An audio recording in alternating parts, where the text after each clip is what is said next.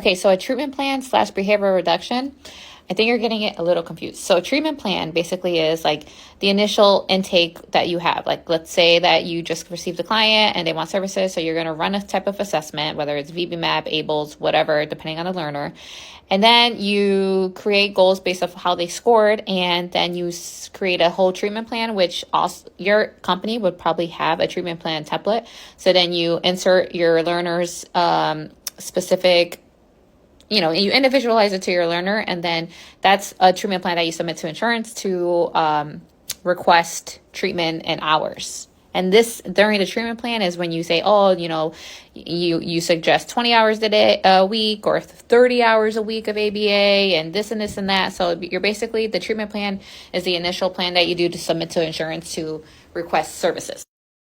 And then behavior reduction. So if you want to reduce behavior, you're probably going to have to run an FBA first, functional behavioral assessment, because we need to determine what the function of the behavior is, right?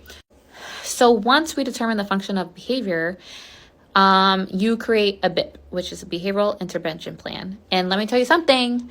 When it comes to creating a BIP, you better have proactive measures all up in there, antecedent strategies, because we want to be more proactive instead of reactive when it comes to behavior reduction, right? We want to be able to read the room and to arrange the environment so that our learner is successful and that we know when we need to insert a prompt for them to be able to advocate for themselves and, make it really neuroaffirming. So by being proactive and arranging the environment to be successful for a learner, whether it's providing visual aids, using visual schedules, or, prompting FCT, functional communication training, teaching them emotional regulation, all these things are so important, like in proactive measures, so that we don't have to go to the reactive part of a behavioral intervention plan.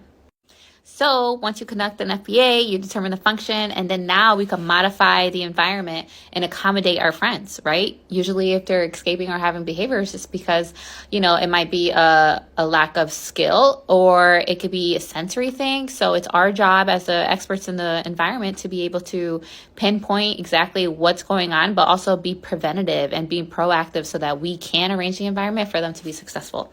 And we don't have to deal with those behaviors because we're being more proactive instead of reactive, like I said, right?